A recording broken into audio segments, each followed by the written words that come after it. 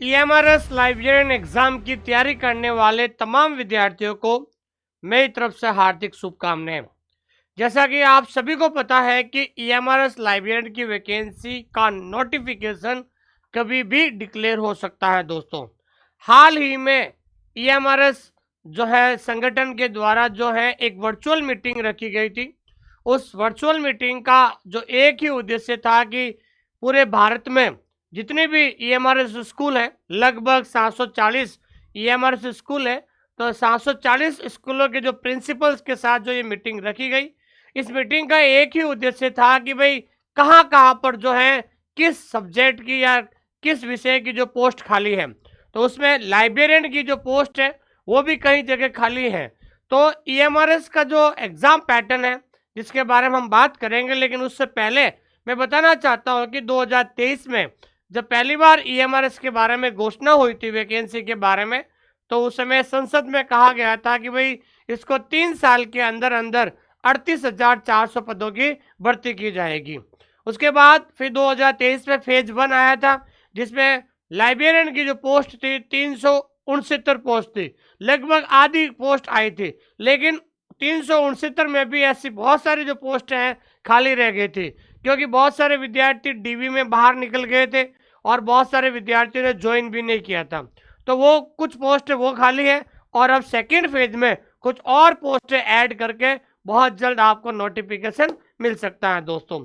आपके मन में बहुत सारे सवाल है, कौन कौन फार्म भर सकता है, सिलेबस क्या रहेगा, एग्जाम पैटर्न क्या रहेगा, सिलेक्शन प्रोसेस क्या रहेगा, और ईएमआरएस में लाइब्रेरियन कैसे बने, तो तमाम इंफॉर्मेशन मैं आपको इस वीडियो में देने वाला हूं दोस्तों। आइए शुरुआत करते हैं इस क्लास को। जो विद्यार्थी पहली बार इस क्लास को देख रहे हैं उनसे मैं कहना चाहता हूं कि आप हमारा टेलीग्राम चैनल जरूर कीजिए। ये भारत का सबसे बड़ा लाइब्रेरी साइंस का टेलीग्राम चैनल है, जहां पर हर वैकेंसी की जो पीडीएफ है वो पीडीएफ आपको इस टेलीग्राम चैनल पर मिल जाती है दोस्तों। और जो विद्यार्थी ईएमआरएस लाइब्रेरियन एग्जाम की तैयारी करना चाहते हैं वो हमारा ऐप डाउनलोड करें और ऐप के अंदर ईएमआरएस के अंदर जो फ्री कंटेंट दिया हुआ है उस फ्री कंटेंट को जरूर देखें, ताकि आपको पता चलेगा कि वास्तव में लाइब्रेरी साइंस को कैसे पढ़ा जाता है। और अधिक जानकारी के लिए दिए गए नंबर पे आप कभी भी कॉल कर सकते हैं दोस्तों। आइए शुरुआत करते हैं। तो सबसे पहले हम बात करते हैं ईएमआरएस के बारे में। पहले हम बात करते हैं, आपको बहुत अच्छी तरीके से समझाता हूं कि भाई ईएमआरएस होती क्या है, ठीक है ना भाई। तो सबसे पहले मैं आपको बताना चाहता हूं ईएमआरएस की फुल फॉर्म क्या है। ईएमआरएस की फुल फॉर्म है एकलव्य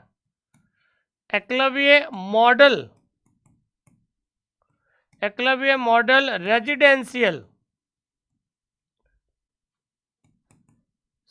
स्कूल, ठीक है ना। रेजिडेंशियल स्कूल को हिंदी में कहते हैं दोस्तों आवासीय विद्यालय, ठीक है ना। तो Eklavya model residential school EMRS की फुल फॉर्म होती है। ये भारत के हर राज्य के अंदर है और भारत के हर राज्य में एकलव्य मॉडल रेजिडेंशियल स्कूल स्थित है, जहां पर विद्यार्थी वहीं रहते हैं और विद्यार्थी वहीं पढ़ते हैं। जैसे हम बात करते हैं एनवीएस के बारे में, एनवीएस का मतलब होता है नवोदय विद्यालय संगठन। तो ये भी नवोदय विद्यालय की तरह ये भी एक आवासीय विद्यालय है, जहाँ पर टीचर्स और बच्चे उसी स्कूल में पढ़ते हैं और उसी स्कूल में रहने की सुविधा होती है दोस्तों। तो जब ईएमआरएस का पहली बार जब हमने सुना था, वो सुना था मार्च 2023 के अंदर, जब संसद के अंदर हमारे जो केंद्रीय मंत्री हैं श्रीमती निर्मला जी ने ये कहा था कि अगले 3 साल में ईएमआरएस की जितने भी स्कूलें हैं जहां पर हम 38,400 की वैकेंसी को पूरा करेंगे, तब लोगों को पता चला यहाँ पर। तो ईएमआरएस के अंदर ये हर राज्य के अंदर है, भारत के हर राज्य के अंदर जो है एकलव्य मॉडल रेजिडेंशियल स्कूल है। ये कहाँ पर है दोस्तों, ये ऐसी जो है जगह पर है जहां पर जनजाति, जो सबसे ज्यादा जनजाति के जो लोग हैं, ठीक है ना, जो जनजाति के लोग का मतलब होता है ट्राइबल एरिया, ठीक है ना। क्या है दोस्तों, ट्राइबल एरिया। तो हर राज्य के अंदर कहीं ना कहीं जो है ट्राइबल एरिया होता है, वहां पर जनजाति के जो लोग रहते हैं, और उन बच्चों को पढ़ाने के लिए जो है सरकार के द्वारा एक बहुत ही इम्पोर्टेंट पहल की जा रही है कि जहां पर जनजाति एरिया है, ट्राइबल एरिया है, वहाँ पर जो जो लोग जंगल में रहते हैं उन लोगों, उनके जो बच्चों को अच्छी शिक्षा मिले, उन बच्चों को जो है वो भी एक मुख्य धारा में आए। इस उद्देश्य को पूरा करने के लिए जो है पूरे भारत में रेजिडेंशियल स्कूल खोली जा रही है। जहाँ पर पुराने ज़माने में चल रहे थे, उन रेजिडेंशियल स्कूल को वहाँ पर जो है बिल्डिंग का निर्माण किया जा रहा है दोस्तों। तो ये है EMRS के बारे में जो मैंने आपको बताया है दोस्तों। उसके बाद हम बात करते हैं कि पहला सवाल आपके सामने ये आता है कि हु कैन अप्लाई जो है, तो EMRS लाइब्रेरियन कौन बन सकता है। तो EMRS लाइब्रेरियन बनने के लिए आपको सबसे पहले हम बात करते हैं, तो EMRS लाइब्रेरियन, तो EMRS लाइब्रेरियन कौन बन सकता है दोस्तों। तो EMRS लाइब्रेरियन कौन बन सकता है, जिसने ग्रेजुएशन किया हुआ है। क्या किया हुआ दोस्तों, ग्रेजुएशन। अब देखिए ग्रेजुएशन में चाहे वो BA हो, चाहे BSc हो, चाहे BCom हो, और चाहे BTech कुछ भी हो, ठीक है ना दोस्तों। अगर उसकी ग्रेजुएशन है, लेकिन ग्रेजुएशन के साथ आपको ध्यान रखना है, या तो लाइब्रेरी में क्या होना चाहिए, DLS होना चाहिए, या लाइब्रेरी में क्या होना चाहिए, BLS होनी चाहिए। ध्यान रखना, ये दो ही माना जाएगा। बहुत सारे विद्यार्थी कहते हैं कि सर हमारे पास सर्टिफिकेट कोर्स है, CLS है, तो CLS को अलाउ नहीं किया जाएगा। तो जिसके पास ग्रेजुएशन है, लाइब्रेरी में डिप्लोमा है, वो भी एलिजिबल है, या फिर लाइब्रेरी में बैचलर डिग्री है, वो भी अप्लाई कर सकता है। लेकिन आपको पता होना चाहिए कि जब फॉर्म भरा जाता है, ठीक है ना, जब एप्लीकेशन फॉर्म शुरू होगा, तो एप्लीकेशन फॉर्म की लास्ट डेट से पहले ये डिग्री डिप्लोमा क्या होना चाहिए, कंप्लीटेड। क्या होना चाहिए दोस्तों, कंप्लीटेड। कंप्लीटेड का मतलब पूरा होना चाहिए, रिजल्ट आपका पूरा आना चाहिए, ठीक है ना। क्या होना चाहिए दोस्तों, कंप्लीटेड होना चाहिए।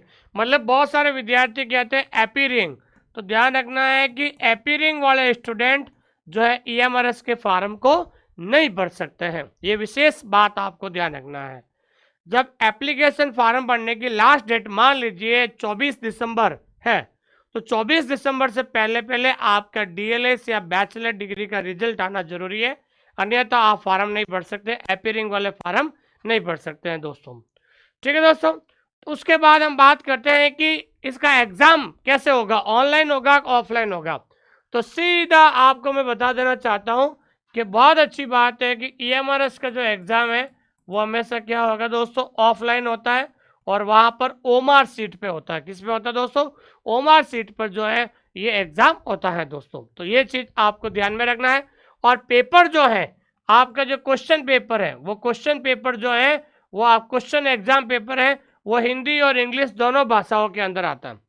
आपका जो पेपर है हिंदी और इंग्लिश दोनों भाषाओं के अंदर होगा, और वहां पर एक नेगेटिव मार्किंग रहेगी, ठीक है ना।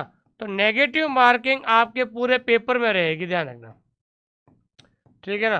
तो आपके जैसे 150 क्वेश्चन है, तो पूरे पेपर में आपके नेगेटिव मार्किंग रहेगी 0.25, मतलब 1/4 आपकी क्या रहेगी, नेगेटिव मार्किंग रहेगी। और क्वेश्चन पेपर आपका दोनों भाषाओं में होगा, हिंदी और इंग्लिश दोनों भाषाओं के अंदर होगा दोस्तों, ठीक है। अब हम बात करते हैं सिलेबस को लेकर। बहुत सारे विद्यार्थी कहते हैं कि सर सिलेबस क्या होगा। तो बताना चाहता हूं कि पहला जो पार्ट है, पूरे आपके पेपर को, जो आपका पेपर है, जो क्वेश्चन पेपर आएगा जिसमें 150 क्वेश्चन होंगे, उस 150 क्वेश्चन को 6 पार्ट में बांटा गया है। जो पहला जो पार्ट होगा, पहला पार्ट होगा, वहां पर होगा जनरल अवेयरनेस। जनरल अवेयरनेस का मतलब होता है कि वर्तमान का जो करंट अफेयर है, अधिकतर सवाल जो है इंडिया का जो करंट अफेयर के बारे में पूछा जाता है। दूसरा जो पार्ट होता है वो होता है रीजनिंग एबिलिटी। क्या होता है दोस्तों, रीजनिंग एबिलिटी। तीसरा जो पार्ट होता है वो होता है नॉलेज ऑफ ICT। ICT का जो पार्ट होता है जिसके अंदर ये टॉपिक दिए हुए, इस टॉपिक को आपको पढ़ना होता है। चौथा जो पार्ट होता है वो होता है आपका टीचिंग एप्टीट्यूड। क्या होता है दोस्तों, टीचिंग एप्टीट्यूड के बारे में भी क्वेश्चन पूछा जाता है। और जो पांचों पार्ट होता है, तो पांचों पार्ट के अंदर आपका लाइब्रेरी का सिलेबस होगा। तो लाइब्रेरी के अंदर जो बिलीफ लेवल का सिलेबस आता है, सबसे इम्पोर्टेंट बात तो ये रखना है, आपको क्या मिलेगा दोस्तों, बिलीफ लेवल का सिलेबस, ठीक है ना। तो बिलीफ लेवल का जो सिलेबस है वो आपको देखने को मिलेगा। तो बिलीफ लेवल के सिलेबस में पहला जो टॉपिक होता है फाउंडेशन ऑफ लाइब्रेरी साइंस। देखिए, फाउंडेशन ऑफ लाइब्रेरी साइंस का मतलब होता है पुस्तकालय और सूचना विज्ञान का आधार, जहां पर हम लाइब्रेरी की बेसिक चीजें पढ़ते हैं। लाइब्रेरी के कौन कौन से एसोसिएशन है, लाइब्रेरी के प्रकार क्या है, कौन कौन से संगठन है, नेशनल एसोसिएशन, इंटरनेशनल एसोसिएशन, ये सारी चीजें हम बेसिक चीजें पढ़ते हैं। दूसरा होता है नॉलेज ऑर्गेनाइजेशन, ज्ञान संगठन। इसके अंदर हम दो प्रैक्टिकल सब्जेक्ट होते हैं जिसके अंदर बात करते हैं, एक तो होता है क्लासिफिकेशन और एक होता है कैटलॉगिंग। तो हम वर्गीकरण और सूचीकरण के बारे में हम बिल्कुल कंप्लीटली पढ़ते हैं, बिल्कुल बेसिक चीज पढ़ते हैं। तीसरा होता है इंफॉर्मेशन टेक्नोलॉजी, मतलब आपका जो कंप्यूटर है, तो आपको कंप्यूटर का जितना भी नॉलेज है वो आपको नॉलेज होना चाहिए दोस्तों। चौथा होता है मैनेजमेंट। मैनेजमेंट का मतलब होता है कि आप लाइब्रेरी को कैसे प्रबंधन करोगे, लाइब्रेरी का मैनेजमेंट कैसे करोगे, लाइब्रेरी के अंदर कौन कौन से इक्विपमेंट का प्रयोग होता है, ये सारी चीजें अपन इसमें पढ़ेंगे दोस्तों। उसके बाद हम बात करते हैं part 5, information sources and services, जिसे हम कहते हैं सूचना स्रोत। ठीक है ना, सूचना स्रोत या फिर हम संदर्भ सेवा पढ़ते हैं, उसके बारे में ये टॉपिक है। और उसके बाद हम बात करते हैं लाइब्रेरी यूजर, पुस्तकालय उपयोगिता। तो ये आपका जो टॉपिक है और इसके अंदर हम पढ़ेंगे जो है लाइब्रेरी यूजर के बारे में। ये तमाम जो है आपके पार्ट 5 में आता है। तो पार्ट 5 के अंदर ध्यान रखना है, सुनिए इधर। तो पार्ट 5 के अंदर ध्यान रखना, पहला तो आएगा LIS सिलेबस, लाइब्रेरी साइंस का जो सिलेबस है। तो लाइब्रेरी साइंस का सिलेबस का मतलब ऑल यूनिट 6, सारी 6 यूनिट जो है आपके अंदर आएगी। लेकिन उसके साथ experimental activity based of pedagogy, और उसके साथ आपको ध्यान रखना है पेडागोजी के क्वेश्चन भी पूछे जाएंगे। और उसके साथ NEP, NEP का मतलब होता है नेशनल एजुकेशन पॉलिसी 2020, जो सरकार के द्वारा नई जो राष्ट्रीय शिक्षा नीति आई है उसके बारे में भी सवाल पूछा जाता है। तो पार्ट 5 के अंदर ध्यान रखना है, एक तो लाइब्रेरी साइंस का सिलेबस भी आएगा, दूसरा हम क्या पढ़ेंगे, पेडागोजी। क्या पढ़ेंगे दोस्तों, पेडागोजी। और तीसरा हम पढ़ेंगे NEP। तो ध्यान रखना पार्ट 5 के अंदर हम 3 टॉपिक पढ़ेंगे और ये 3 टॉपिक मिलकर कितने क्वेश्चन बनेंगे, 80 क्वेश्चन बनेंगे, ध्यान रखना। ठीक है ना, ये 3 टॉपिक जो है, ये 3 टॉपिक मिलकर क्या बनेंगे दोस्तों, 80 क्वेश्चन बनेंगे। ये चीज आपको ध्यान में रखनी है दोस्तों। तो पेडागोजी के 10 क्वेश्चन आएंगे, ठीक है, और NEP के आपके कितने क्वेश्चन आएंगे, 5 क्वेश्चन आएंगे, और लाइब्रेरी साइंस के कितने आएंगे, 65 क्वेश्चन आएंगे। इस तरीके से आपका एग्जाम पैटर्न रहेगा दोस्तों। उसके बाद आपका जो लैंग्वेज पार्ट बहुत इंपॉर्टेंट है, ध्यान रखना। आपका जो लैंग्वेज पार्ट है वो लैंग्वेज पार्ट आपको क्लियर होना चाहिए। अब लैंग्वेज पार्ट में ध्यान रखना है, एक तो आता है जनरल हिंदी, जनरल हिंदी के 10 क्वेश्चन आएंगे। फिर आता है जनरल इंग्लिश, क्या आता है दोस्तों, जनरल इंग्लिश, जनरल इंग्लिश के भी 10 क्वेश्चन आएंगे। फिर आता है रीजनल लैंग्वेज। अब रीजनल लैंग्वेज आपको जब आप फार्म भरोगे तो आपको अप्लाई करना पड़ेगा कि आप कौन सी रीजनल लैंग्वेज लेना चाहते हो। तो पूरे भारत के अंदर अलग अलग जगह पर अलग अलग रीजनल लैंग्वेज बोली जाती है, तो आप अपने हिसाब से ले सकते हैं। तो जनरल हिंदी के 10 क्वेश्चन, जनरल इंग्लिश के भी आपके कितने क्वेश्चन, 10 क्वेश्चन हैं। लेकिन सबसे इंपॉर्टेंट है कि जब तक आपका लैंग्वेज पार्ट क्लियर नहीं होगा तब तक आपका मेन पेपर नहीं चेक किया जाएगा। तो आपको ध्यान रखना है कि 10 में से 4 क्वेश्चन आपका सही होना चाहिए। ये हिंदी है, हिंदी में भी 10 में से 4 क्वेश्चन, और इंग्लिश में भी 10 में से 4 क्वेश्चन, और रीजनिंग लैंग्वेज में भी 10 में से 4 क्वेश्चन आपके सही होने चाहिए। अब ऐसा नहीं है कि आपने हिंदी इंग्लिश में तो आपने जो है 4 क्वेश्चन सही कर लिए, लेकिन रीजनल लैंग्वेज में अगर 4 क्वेश्चन सही नहीं हुए तो आप जो है बाहर हो जाएंगे। कारण क्या होता है, बहुत सारे पिछली भर्ती के अंदर क्या हुआ, पिछली भर्ती में ऐसे बहुत सारे विद्यार्थी थे जो सिलेक्शन के दायरे में आ गए थे, लेकिन जो है लैंग्वेज क्लियर नहीं हो पाने की वजह से वो पीछे रह गए थे। क्यों नहीं हो पाते लैंग्वेज क्लियर, प्रॉब्लम क्या है, क्योंकि इसमें भी आपके क्या रहती है दोस्तों, नेगेटिव मार्किंग रहती है। क्या रहती है दोस्तों, नेगेटिव मार्किंग रहती है 0.25, ध्यान रखना। भाई मान लीजिए 10 में से आपने 6 अटेंड किए और 6 में से 2 क्वेश्चन अगर आपके गलत हो गए तो आप आउट हो जाओगे आपको। तो इसमें लैंग्वेज पार्ट में भी आपकी क्या रहेगी दोस्तों, नेगेटिव मार्किंग रहती है। इसकी वजह से विद्यार्थी बहुत ज़्यादा कंफ्यूज हो जाता है दोस्तों। उसके बाद हम बात करते हैं कि हमारी जो पोस्ट है वो क्या है दोस्तों, टीजीटी इक्वल है। क्या है दोस्तों, टीजीटी इक्वल है। तो टीजीटी इक्वल है तो टीजीटी लाइब्रेरियन कहते हैं। तो 120 मार्क्स का तो आपका क्या हो जाएगा, मेन पेपर होगा, ठीक है ना। ये आपका मेन पेपर। तो मेन पेपर इसलिए कहते हैं दोस्तों क्योंकि जो मेरिट है, फाइनल जो मेरिट है, फाइनल मेरिट, तो फाइनल मेरिट जो है वो आपके 120 में से बनेगी, ठीक है ना। फाइनल जो मेरिट है वो आपके 120 में से बनेगी। और ऐसा माना जाता है कि अगर जिस विद्यार्थी के 120 में से 75 प्लस क्वेश्चन सही हो जाता है नेगेटिव निकाल के, उसका सिलेक्शन 100% हो जाता है, ठीक है ना, सेलेक्टेड, ठीक है ना, सेलेक्टेड। तो 120 में से अगर आपको सिलेक्शन लेना है तो कम से कम 75 प्लस क्वेश्चन आपके सही होने चाहिए नेगेटिव निकाल के। तो आपको ध्यान रखना है 120 मार्क्स में से आपके क्या बनेगा, मेरिट बनेगी। और लैंग्वेज कॉम्पिटेंस से 30 मार्क्स, 30 मार्क्स मतलब 10 30 क्वेश्चन हो गए। इसमें आपको क्या करना है, 40% qualify, 40% qualify in each paper, each language part. प्रत्येक लैंग्वेज पार्ट में आपको 40% लाना है।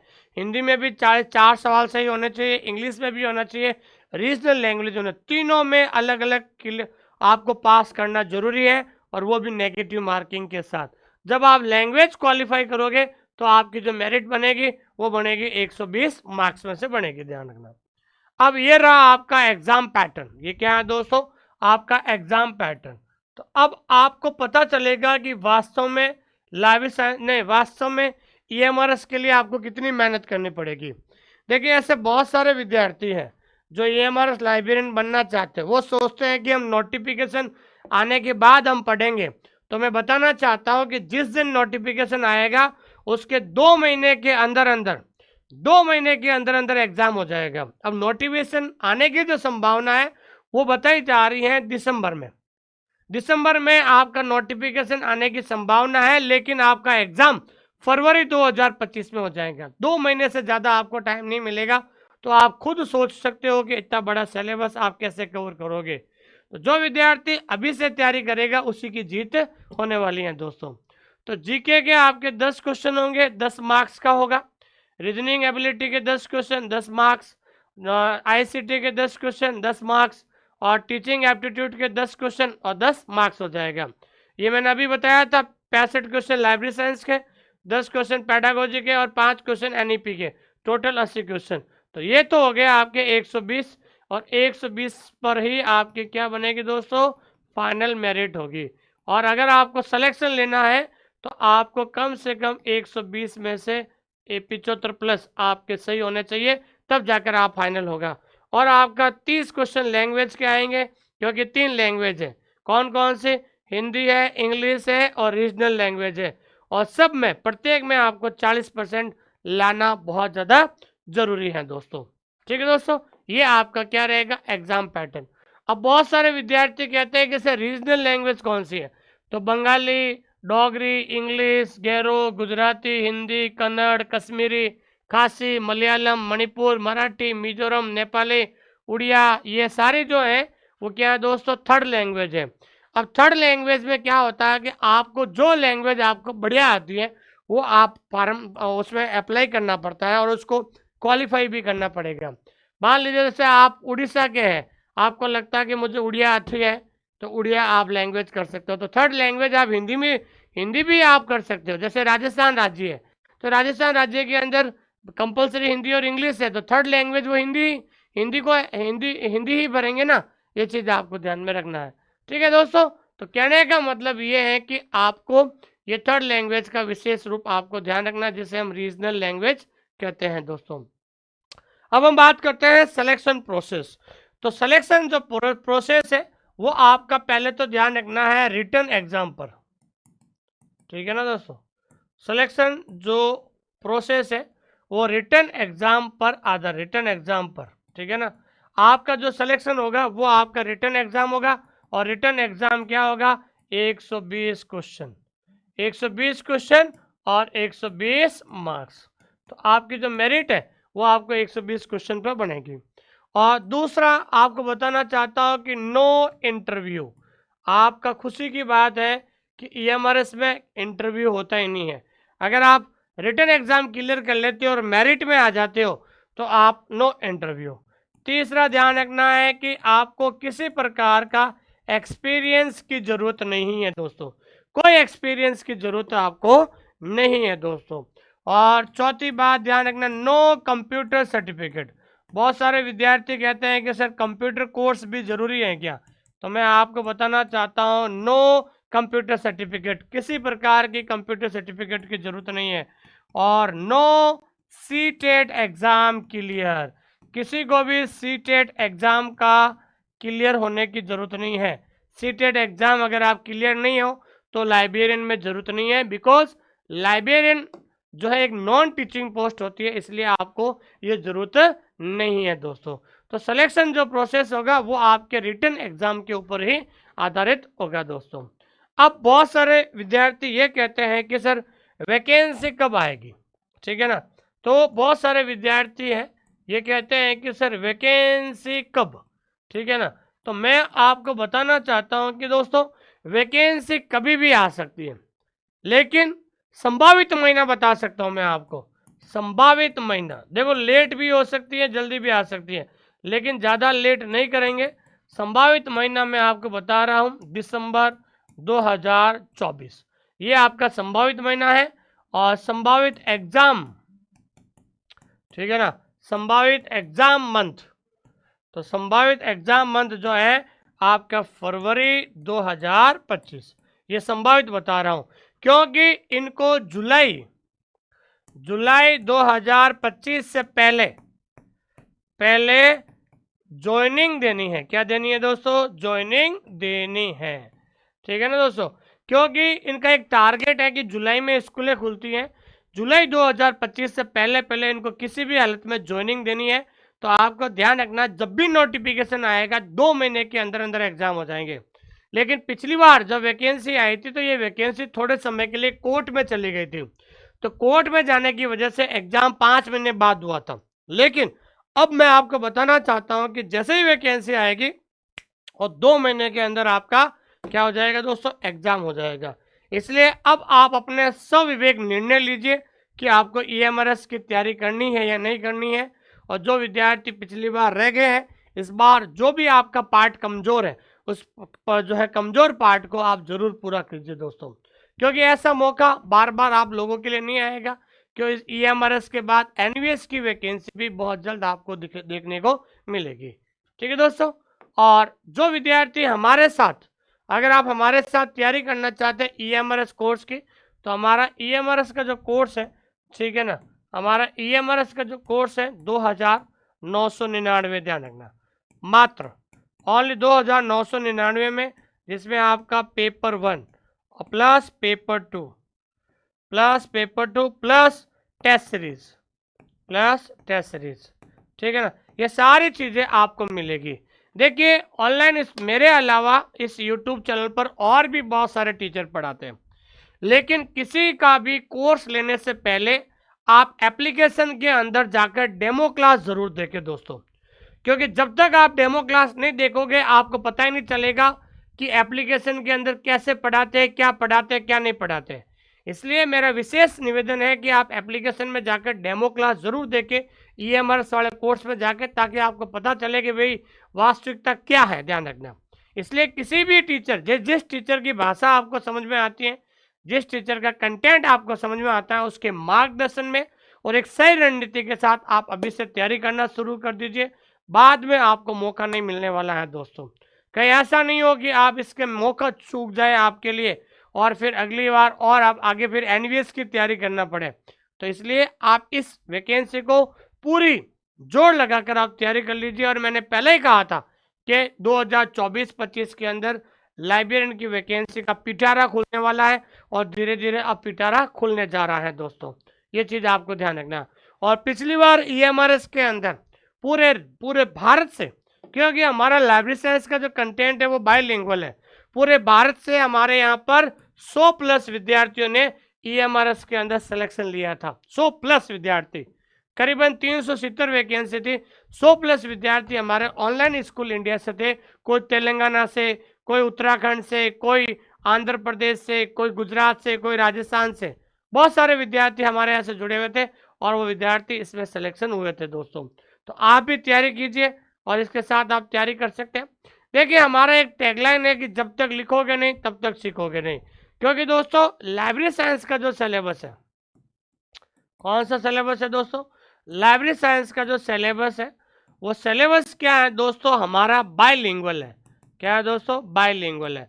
बाइलिंगुअल का मतलब होता है हिंदी और इंग्लिश दोनों में है, ताकि ऑल ओवर इंडिया के कोई भी विद्यार्थी जो है इस सिलेबस को आसानी से पढ़ सकता है, ताकि उनको किसी प्रकार की कोई प्रॉब्लम नहीं रहे दोस्तों। तो बाइलिंगुअल है, तो एक बार जितना अच्छा, जितना जल्दी हो सके आप नोट्स बनाइए और एक बार सिलेबस को पूरा कीजिए, ताकि बाद में आपको किसी प्रकार की प्रॉब्लम नहीं आए।